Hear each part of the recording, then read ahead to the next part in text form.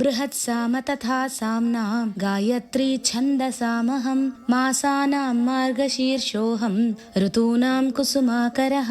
వేదాలలో సామవేదం నేనే అన్న పరమాత్మ ఆ సామవేదంలో బృహత్ సామం అనే మంత్రాన్ని నేను అంటున్నాడు. బృహత్ సామం అంటే భగవంతుని కీర్తించేది అని, భగవంతుని మహత్తు గురించి చెప్పేది అని అర్థం.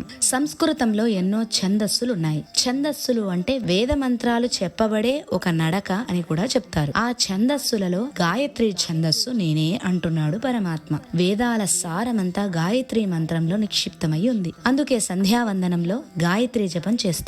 ఈ గాయత్రి మంత్రాన్ని ఉపనయన కాలంలో వటువుకు తన తండ్రి సవితాదేవతా మంత్రంగా ఉపదేశించడం జరుగుతుంది. దాన్నే బ్రహ్మోపదేశం అంటారు. గాయత్రి మంత్రం పరబ్రహ్మను గురించి తెలియజేస్తుంది. 3 వేదాలలో సారాన్ని తీసి 3 పంక్తులలో ఉన్న ఈ గాయత్రి మంత్రంలో నిక్షిప్తం చేశారు. పంక్తికి 8 అక్షరాలు ఉంటాయి. మొత్తం 24 అక్షరాలు ఉంటాయి. ఈ విధమైన ఛందస్సును గాయత్రి ఛందస్సు అంటారు.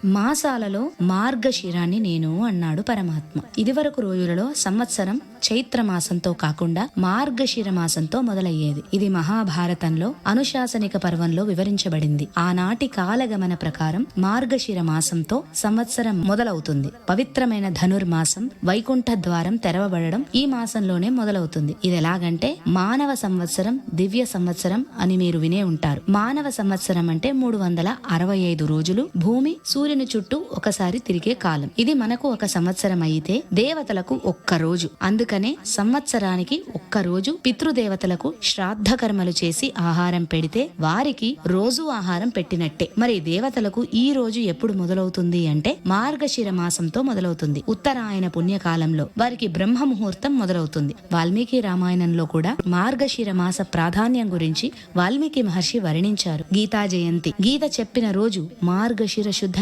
ఏకాదశి కూడా ఈ మాసంలోనే వస్తుంది.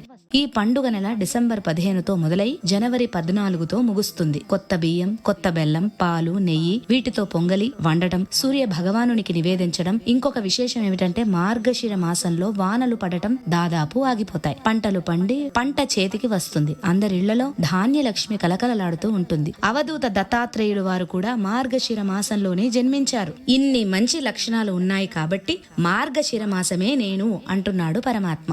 ఆఖరుగా ఋతువులలో వసంత ఋతువు నేనే అంటున్నాడు. వసంత ఋతువు గురించి మనందరికీ బాగా తెలుసు. చెట్లు చిగురిస్తాయి, పూలు పూస్తాయి, వాతావరణం ఆహ్లాదంగా ఉంటుంది. శ్రీరాముడు ఇదే మాసంలో జన్మించాడు. ఇదే మాసంలో సీతాదేవితో వివాహం చేసుకున్నాడు. ఎక్కువగా విష్ణు సంబంధమైన ఉత్సవాలు, వసంత నవరాత్రులు ఇదే ఋతువులో జరుగుతూ ఉంటాయి. కాబట్టి ఋతువులలో వసంత ఋతువు శోభాయమైనది కాబట్టి అది నేనే అంటున్నాడు పరమాత్మ.